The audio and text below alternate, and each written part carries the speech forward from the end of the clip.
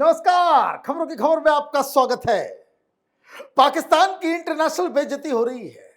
हिंदुस्तान की नकल करते हुए पाकिस्तान ने एक डेलीगेशन भेजा, लेकिन अमेरिका में ऐसे ऐसे सवाल पूछे गए वहां के सांसदों के द्वारा कि इनकी सिट्टी पिट्टी गुम हो गई।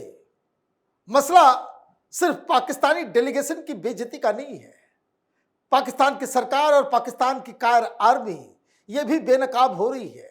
एक के बाद एक उनकी खुफिया जानकारी दुनिया के सामने आ रही है और इंटरनेशनल मीडिया, चाहे वो संडे गार्जियन हो, चाहे फिर यूरेशियन टाइम्स हो, और भी तमाम जितने भी स्ट्रेटजिक एनालिस्ट हैं, वॉर एनालिस्ट हैं, वो पाकिस्तान का पर्दाफाश कर रहे हैं। और पाकिस्तान की मूर्खता देखिए कि हिंदुस्तान ने जिस तरह की तबाही की, उस तबाही को निपटने के लिए जो लगातार टेंडर पास किए जा रहे हैं, चीन से सामान खरीदे जा रहे हैं, उससे भी ये उजागर हो रहा है कि पाकिस्तान की जो तबाही हिंदुस्तान ने मात्र 90 घंटे में कर दी, उसके बारे में दुनिया कभी सोच नहीं सकी। जो लेटेस्ट जानकारी आ रही है, 10 बहुत ही इंपॉर्टेंट लड़ाकू विमान जिसमें 2 आवास, उस सिस्टम को हिंदुस्तान ने उड़ाया है। यहां कहां 3, 4, 5 की बात हो रही थी, अब सबूत के साथ पूरी दुनिया ये कह रही है कि पाकिस्तान इस 90 घंटे में हिंदुस्तान के सामने न सिर्फ घुटने टेका, बल्कि वो तबाह और बर्बाद हो गया। सारी डिटेल, सारी खबरें मैं आपको दूंगा, लेकिन पहले आपको दिखाते हैं कि किस तरीके से पाकिस्तान की अमेरिका के अंदर इंटरनेशनल बेइज्जती हुई।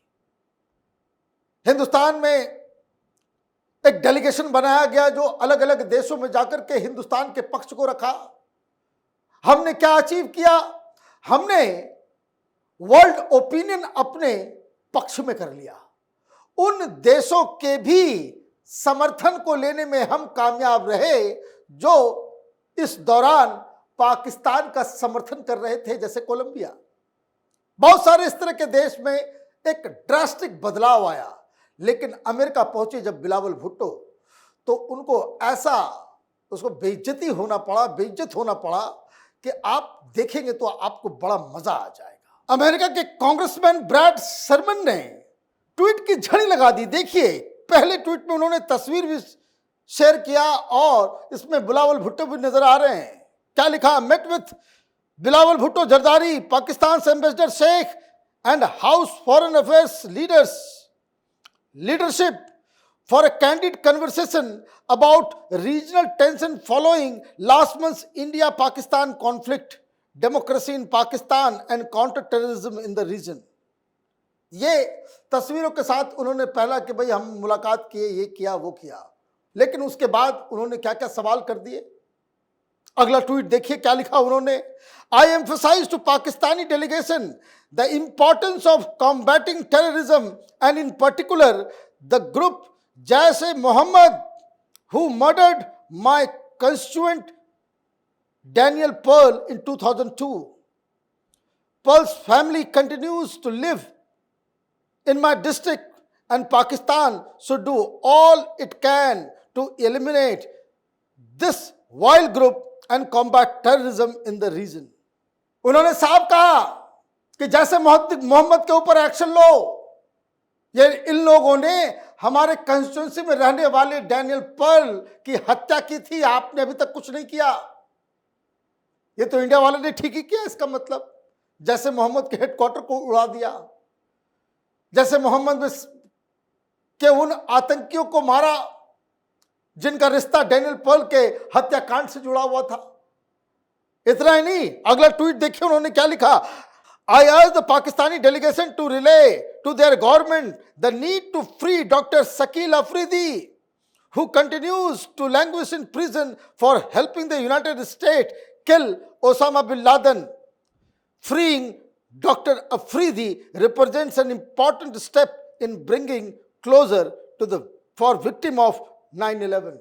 और उन्होंने कहा कि भाई ये जो जिस डॉक्टर अफरीदी ने पकड़वाने में मदद की ओसामा बिन लादेन को, जो अटोपाबाद में आपके मिलिट्री इस्टेब्लिशमेंट के ठीक 2 किलोमीटर दूर जो वहां छिपा हुआ था, आपने छिपा रखा था, उस व्यक्ति को आपने जेल में डाल दिया।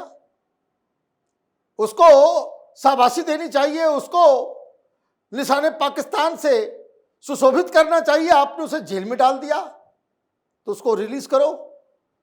आप देखिए कि किस तरह से सवाल पूछे जा रहे हैं पाकिस्तान से, और ये सब क्यों हो रहा है? ये बड़बोलापन कि हमने ये कर दिया, हमने वो कर दिया। शुरू में देखिए किस तरीके से, और हिंदुस्तान में ऐसे ऐसे बेवकूफ लोगों की पूरी भरमार लगी हुई है जो पाकिस्तान के नैरेटिव को यहां चला रहे हैं।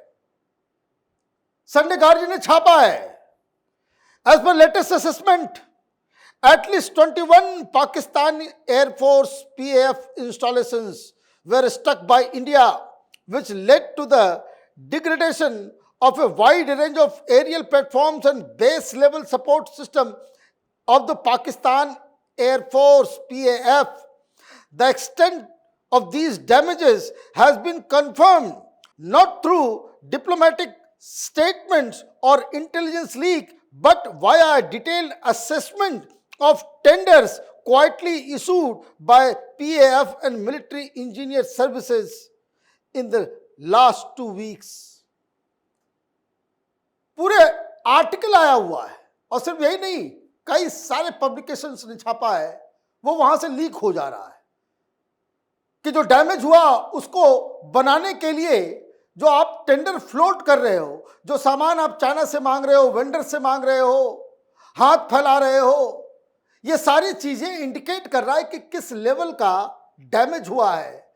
और उस टेंडर प्रोसेस में आप ये भी कह रहे हो कि जल्दी जल्दी इसको खत्म करना है, ताकि उधर नरेंद्र मोदी कह रहे हैं ऑपरेशन इज ऑन। कभी भी वो हवाई प्रैक्टिस करना शुरू कर देते हैं, आज वही होना है। एयर स्पेस बंद कर दिया गया है इंडिया की तरफ से, कभी भी कुछ भी हो सकता है। हम तो ना उड़ने लायक बचे हैं इन 21 एयरबेसेस से, हम तो तबाह हो जाएंगे, बर्बाद हो जाएंगे। अब तक ये झूठ बोलते आए कि हमारा तो कुछ नहीं हुआ, किसी चीज को इन लोगों ने कबूल नहीं किया। लेकिन यूरेशियन टाइम्स ने आज एक डिटेल रिपोर्ट छापी है कि क्या क्या नुकसान हुआ और कहां कहां हुआ। क्या बताया गया? Decimation of Pakistani air assets, क्या क्या चीज तबाह हुआ उसकी लिस्ट है। पहला, fighter jets destroyed, 6 Pakistani fighter jets were destroyed, 3 JF-17 thunders, 2 Mirage variants and 1 F-16 Block 52. These were eliminated via VR missile engagements and standoff munitions strikes near Jacobabad, Rahim Yar Khan and Sargoda.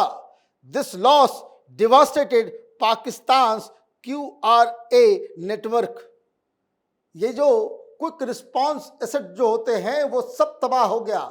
6 हमने मार गिराए। अभी तक ये खबर थी, पाकिस्तान ने कबूला नहीं कबूला। इसमें F-16 भी गया है।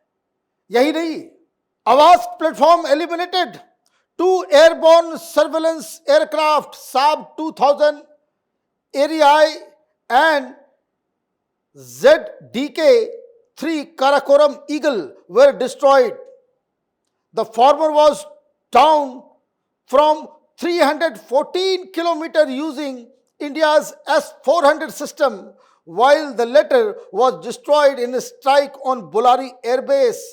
These kills blinded the PAF during the operation's peak.